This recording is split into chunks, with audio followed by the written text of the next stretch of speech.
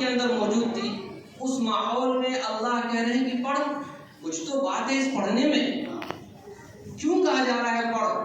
کیونکہ اللہ جانتا ہے کہ یہ قوم اگر اٹھ سکتی ہے تو تعلیم کے بلبوتے پر ہی اٹھ سکتی ہے، یہ قوم اگر آگے بڑھ سکتی ہے تو تعلیم کے بلبوتے پر ہی آگے بڑھ سکتی ہے۔ اس کے علاوہ ان کے پاس کوئی چارہ کار نہیں، کوئی حسب و نسب اسے آگے نہیں بڑھا سکتی، کوئی زمینداری اس کو آگے نہیں بڑھا سکتی، کوئی بڑا سے بڑا بزنس مین ہے وہ اس کو آگے نہیں بڑھا سکتی۔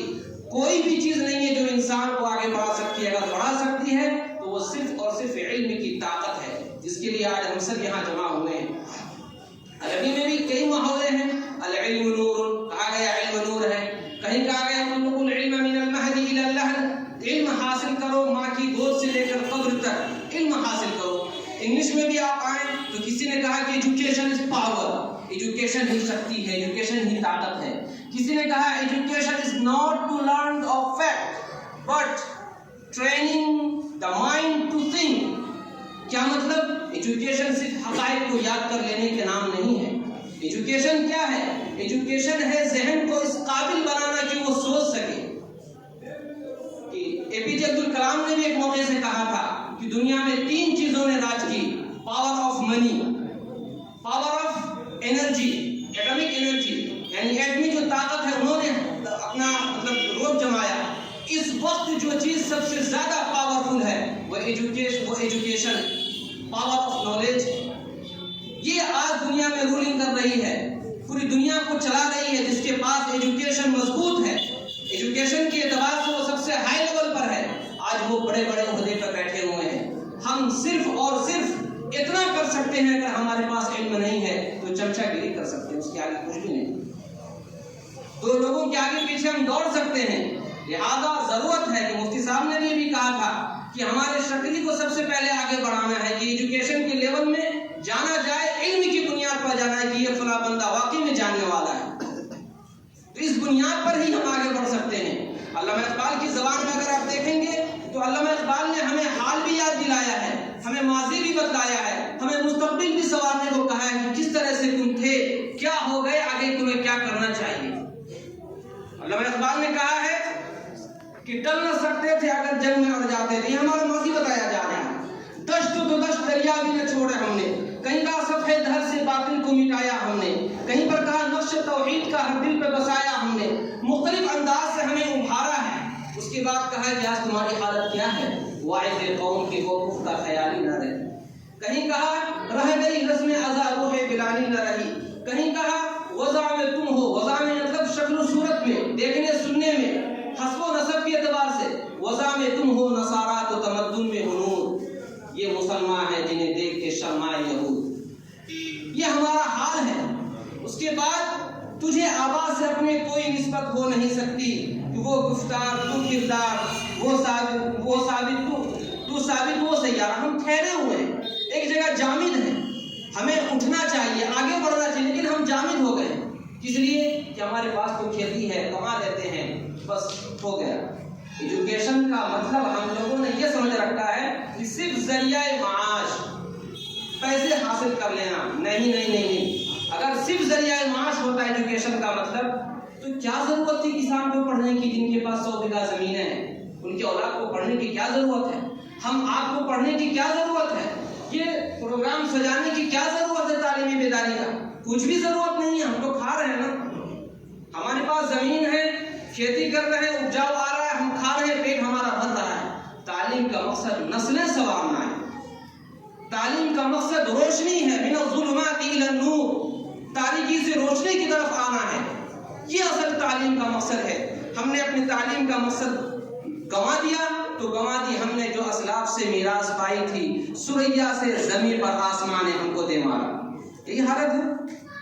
کہیں ہمیں پنچر والا کہا جاتا ہے، کہیں کہتا ہے یہ فلاں ہے، یہ فلاں ہے۔ کیوں کہا جا رہا ہے؟ ہم واپس آئیں، جو مقام ہمارا تھا ہم وہاں واپس جائیں، اسی کے لیے ہماری محنت ہے۔ ہم لوگوں نے چمپارن سے شروع کیا 29 تاریخ کو، چمپارن سے لے کر دیوگھر تک ہمیں جانا ہے، صرف اسی فکر کو لے کر اپنے جان، اپنے مال، اپنے وقت کے ساتھ ہم لوگ سب لگے ہوئے ہیں، کوشش کر رہے ہیں کہ ہماری قوم دوبارہ سے زندہ ہو جائے، اٹھ جائے۔ جو کمیاں ہیں سب سے بڑی، جس کی طرف ضرورت ہے وہ یہ ہے کہ ہمارے سلسلے میں، ہمارے معاشرے میں، ہمارے کمیونٹی میں جو سب سے بڑی کمی ہے وہ ڈراپ آؤٹ ہونا ہے۔ ڈراپ آؤٹ کا مطلب یہ ہوا کہ تھوڑی بہت تعلیم حاصل کر دی، ہم نے تعلیمی سلسلہ منقطع کر لیا، تھوڑا بہت پڑھ کر چھوڑ دیا، یہ ڈراپ آؤٹ ہے۔ جبکہ ہمیں ایسا نہیں ہونا چاہیے۔ منزل تک جو نہ پہنچے اسے راستہ نہیں کہتے، 2-4 قدم چلنے کو چلنا نہیں کہتے۔ منزل کی جستجو میں جو علامہ اقبال کے بھی اشعار ہیں، کہیں منزل سے آگے بڑھ کر منزل تلاش کر، ٹھہراؤ نہیں ہماری زندگی میں ہونے بھی نہیں چاہیے۔ اگر ٹھہراؤ ہے تو گویا اسی دن سے ہماری پستی شروع ہو گئی۔ تو لہذا ان باتوں پر غور کریں۔ سب سے پہلی چیز جو میں نے آپ کے سامنے رکھی وہ یہ کہ ڈراپ آؤٹ، کہ ہمارا بچہ آج حافظ بن گیا، اگر ماں باپ کی ذہن وہاں تک نہیں ہے ان کی رسائی کہ ان کے اساتذہ سے ملیں، ان کے اساتذہ صحیح مشورہ نہیں دے پا رہے، ذمہ دار سے ملیں، وہ نہیں تو جو علاقے کے بڑے عالم ہیں یا ایجوکیشن میں جو اعلیٰ مقام رکھتے ہیں، جن کی فکر وسیع ہے، ان سے آپ مشورہ کریں کہ میرا بچہ حافظ ہو گیا، اب اس کو ہم کیا کریں۔ اس سے پہلے کاؤنسلنگ ہونی چاہیے بچوں کی۔ بچہ حافظ بنے، بیٹا اب آگے تم کو کیا کرنا ہے؟ عالمیت کرنا ہے، ٹھیک، پورا ادارہ تمہارے لیے بہتر ہے، وہاں جاؤ۔ یا ادھر لائن میں جانے اسکولنگ کرنا ہے، اس کے لیے بہتر ہے فلاں جگہ شکری میں شائن اکیڈمی، وہاں جائیے۔ آپ وہاں سے متصل نہیں، جو بھی جگہ آپ کو اچھی لگے وہاں جائیے۔ کوئی ضروری نہیں کہ ہمارے شاہین میں بدر میں آئے یا شکری میں آئے یا سیوان میں جائیں یا دہلی میں جائیں، کوئی ضروری، لیکن پڑھیں آپ جہاں بھی جائیں، جو بھی آپ کو صحیح مشورہ دے اس طرف آپ قدم بڑھائیں اور پڑھیں۔ حفظ کر لیا بچہ، اپنے ہم نے ان کو لگا دیا امامت میں، بچہ امامت کر رہا ہے، حافظ ہے۔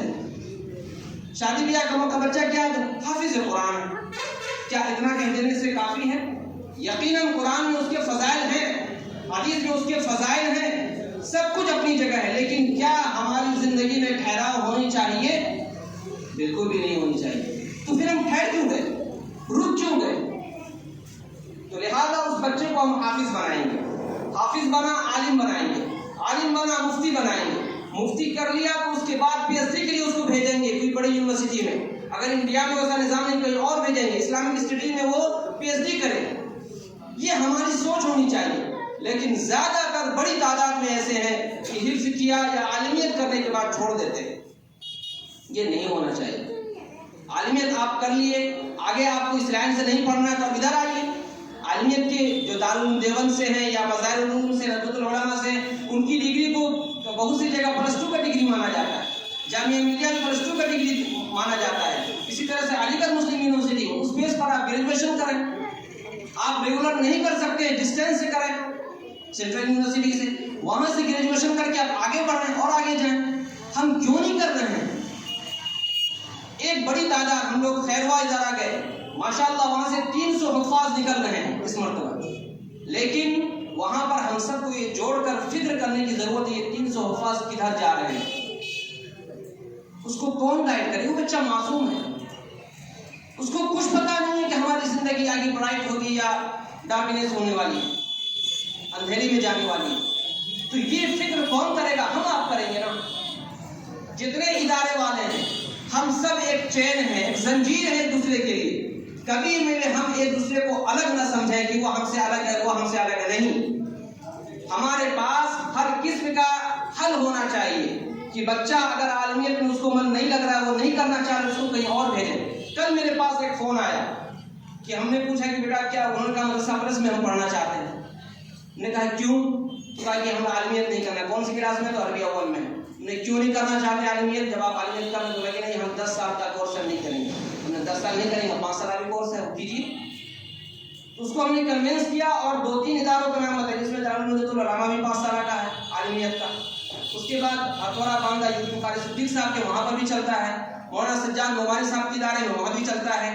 ابھی آپ کے بینی بعد میں 5 سال کورس عالمیت کے اسٹارٹ ہونے والا ہے، ان کے بعد وہاں بھی چل رہا ہے۔ تو حل ہے نا ہمارے پاس، بچہ ضائع نہ ہو، جہاں بھی پڑھے لیکن پڑھے، آگے تک جائے، اس کی فکر کے لیے ہم سب نکلے ہیں۔ اسی طرح سے اگر یہاں پر ادارے کے بڑے ذمہ دار موجود ہیں، چاہے وہ مدرسے کے ہوں یا اسکول کے ہوں یا مکتب کے ہوں، ہم سب ایک جو شائن کا نظام ہے AICU کا، جس طرح سے ڈاکٹر حضرات بیٹھے ہوئے ہیں ICU میں ہمارے پیشنٹ ہوتے ہیں، کب رکھتے ہیں؟ جب بالکل وہ دیکھتے ہیں کہ آپ کام نہیں بن سک رہا ہے تو اس کو ICU میں ڈال دیتے ہیں، پھر اس کو جنرل وارڈ میں لاتے ہیں۔ سیم ایجوکیشن میں ہم لوگوں نے یہی طریقہ اختیار کیا، بچہ جہاں کمزور ہے، اگر بچہ 8 میں ہے، 7 اور 6 کا سلیبس اس کا صحیح اسٹرانگ نہیں ہے، مضبوط نہیں ہے، یا بچہ 10th میں ہے، 9th ان کا کمزور ہے، تو ہم فوراً AICU کا نظام بناتے ہیں، یعنی وہ تمام سلیبس جو پچھلے ہیں وہ سب کو جمع کر کے اس کو الگ سے کلاس دیتے ہیں۔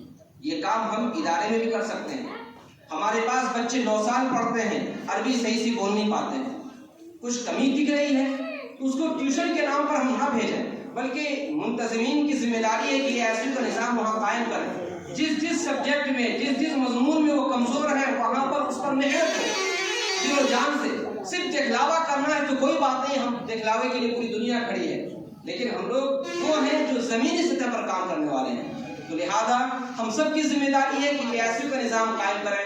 وہ کیسے چلتا ہے، اس کا پورا کیا نظام ہے، اس مختصر وقت میں بتانا مشکل ہے۔ مفتی صاحب موجود ہیں، ان کے ادارے میں جائیں، دیکھیں کہ شاہین کا کس طرح سے نظام ہوتا ہے AICU کا۔ ہم سب اپنے لیول سے اپنے ادارے میں ضرور اس نظام کو قائم کریں۔ اللہ تعالیٰ ہمیں عمل کی توفیق عطا فرمائے، اور یہ سلسلہ جو ہمارے سوسائٹی میں، ہمارے معاشرے میں، کمیونٹی میں چل چکا ہے کہ ڈراپ آؤٹ ہونا، یہ سلسلہ بند ہو۔ اللہ تعالیٰ ہمیں عمل کی توفیق عطا فرمائے۔ وآخر دعوانا الحمد للہ رب العالمین۔